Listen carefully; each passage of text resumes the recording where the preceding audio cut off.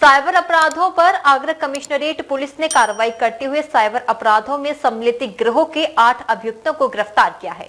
अभियुक्तों के कब्जे से पुलिस ने 42 एटीएम कार्ड, 11 चेकबुक व अन्य सामान भी बरामद किया है। थाना ताजगंज पुलिस ने मुकदमा पंजीकृत कर सभी अभियुक्तों को जेल भेज दिया है। आगरा कमिश्नर में पुलिस आयुक्त दीपक कुमार के निर्देशन पर अपर पुलिस आयुक्त नगर cyber law and order Aditya Kumar के नेतृत्व में साइबर अपराध कार्य करने वाले गिरोह पर एक बड़ी कार्रवाई की गई है। यह पूरी कार्रवाई मुखबिर से सूचना मिलने पर की गई है। मुखबिर से सूचना मिली कि ताजगंज क्षेत्र के अंतर्गत एक होटल में कुछ लोग ठहरे हुए हैं जो साइबर अपराध करने की फिराक में एक बड़ी मीटिंग का आयोजन कर रहे हैं। इस सूचना पर cyber crime cell, cyber surveillance counter, intelligence team व थाना ताजगंज पुलिस टीम द्वारा संयुक्त कार्रवाई की गई। पुलिस ने मुखबिर की सूचना पर बताए गए होटल में दबिश देकर 8 अभियुक्तों को गिरफ्तार किया है। अभियुक्तों के कब्जे से 42 एटीएम, 11 चेकबुक, 9 मोबाइल फोन, 3,412 रुपए भारतीय मुद्रा व 215 नेपाली मुद्रा एवं एक कार भी बरामद की है। थाना ताजगंज पुलिस ने गंभीर धाराओं में मुकदमा दर्ज किया है।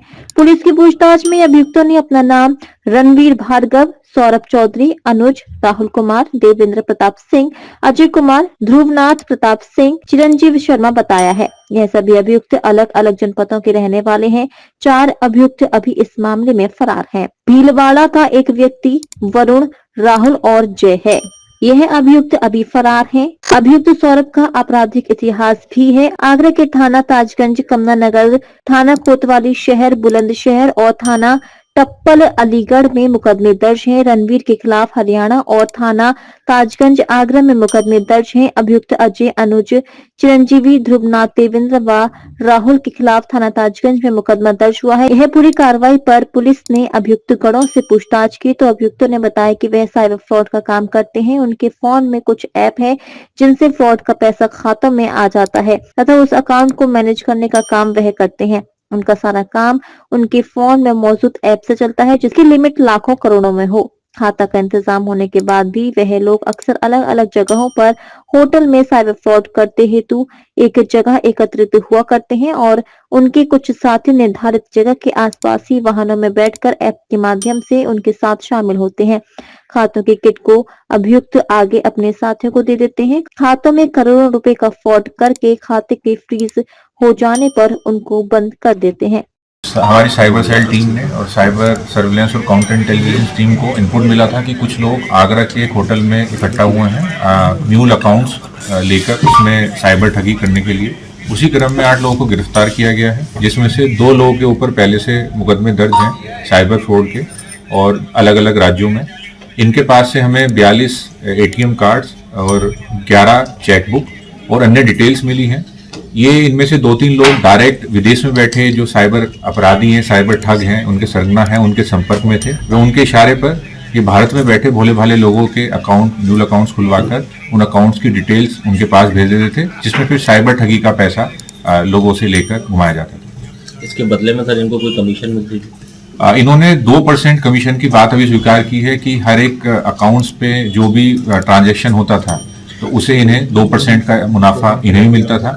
बाकी जो भोले भाले लोगों के अकाउंट खुलवाए जाते थे तो उन्हें % टू % वरी करता था। किसी को कुछ 1000 रुपए देकर भी उनके अकाउंट खुलवाकर उनकी जानकारी विदेश में बैठे लोगों के साथ साझा की जाती थी। सर कितना अमाउंट ट्रांजेक्शन हुआ?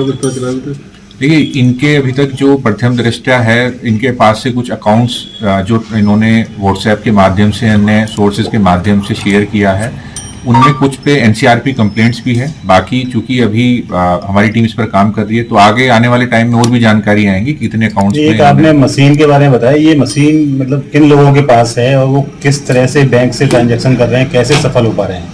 लेकिन इन लोगों ने बताया है कि जब इनसे पूछा गया कि ये धोखाधड़ी की रकम को कैसे विदेश में बैठे ठग निकाल लेते हैं तो उनके द्वारा बताया गया और कुछ चीज़ें दिखाई भी गई कि कुछ मशीन्स और सॉफ्टवेयर्स को वो लोग यूज़ करते हैं जिसमें कार्ड की डिटेल्स डालकर, जो कि करंट अकाउंट से लिंक रहता है, उसकी डिटेल्स डालकर ऑटोमेटिक ट्रांजैक्शन शुरू हो जाता है। फिर वो अलग अलग अकाउंट के माध्यम से रोटेट किया जाता है और फिर वो क्रिप्टो को में कन्वर्ट करके या अन्य माध्यम से विदेश में बैठे साइबर ठगों के पास तक तो पहुंचाई मशीन जाए। के बैंक इन्हें दे रहा है कि कौन दे रहा है इनको ये मशीन? देखिए, जैसे कि इन्होंने बताया कि ये मशीन विदेश में बैठे लोगों के द्वारा इस्तेमाल की जा रही है, तो उसके बारे में अभी तक ज्यादा जानकारी नहीं मिल पाई है। बाकी उसके बारे में भी जानकारी एकत्रित की जाए। तो ये पैसा कहाँ से आ रहा था, किस तरह से इनके पास इनपुट कैसे हो रहा था पैसे का? देखिए, इसमें 3 लोग डायरेक्टली विदेश में बैठे ठगों के संपर्क में हैं, जो कि उनके पास चैटिंग भी है। उनके पास से कुछ लोगों की आईडीज भी मिली हैं जो कि विदेश के रहने वाले हैं।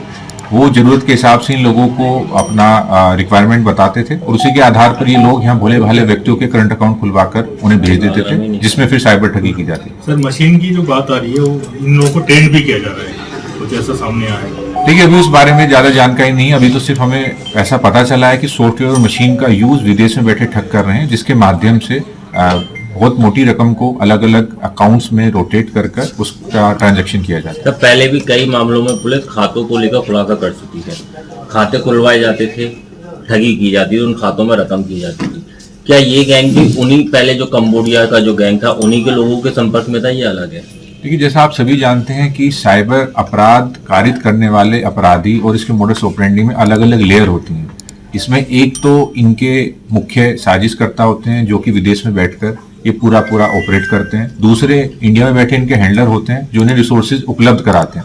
रिसोर्सेज चाहे भोले भाले लोगों को साइबर स्लेवरी के माध्यम से विदेश भेजना हो, उन्हें म्यूल खाते उपलब्ध कराना हो, या फिर सिम बॉक्स के माध्यम से उन्हें यहाँ बैठे लोगों की जानकारी देना हो। तीसरे वो लोग जो कि इनके झांसे में आकर लोगों के अकाउंट खुलवाकर इन्हें प्रोवाइड करते हैं। तो पिछले केस में हम लोगों ने विदेश में जो जाकर ये पूरा साइबर अपराध कारित करते थे उन लोगों को अरेस्ट किया था। आज में जो इनके हैंडलर्स हैं, साथ ही साथ जो इनके अकाउंट्स खुलवाते हैं, उन लोगों को गिरफ्तार किया गया। डीजी महाराजा न्यूज के लिए हरेंद्र पचौरी की रिपोर्ट।